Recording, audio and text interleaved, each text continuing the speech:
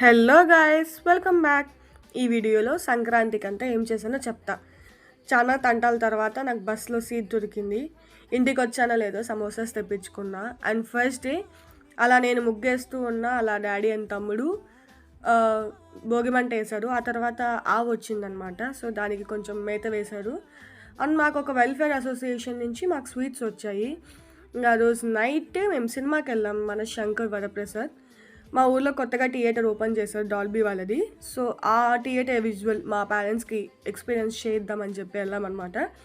And while coming to cinema అయితే super ఉంది guys. Fun, dance and వాళ్ళిద్దరు combination బాగుంది గైస్. ఇంకా సినిమా థియేటర్కి వెళ్ళాక స్నాక్స్ మ్యాండేటరీ కదా. సో అలా స్నాక్స్ తీసుకున్నాం. మా డాడీ కొత్తగా ఏదో ట్రై చేశాడు, క్యారమెల్ పాప్కార్న్ అంట. నాట్ బ్యాడ్, బాగుంది. ఇంకా ఆ రోజు నైట్ నాకు ఎక్కడికైనా బయటికి వెళ్ళాలనిపించి నాకున్న చిట్టి గ్యాంగ్తో బయటికి వెళ్ళాను అనమాట. ఈ కోతిలి వాళ్ళంతా.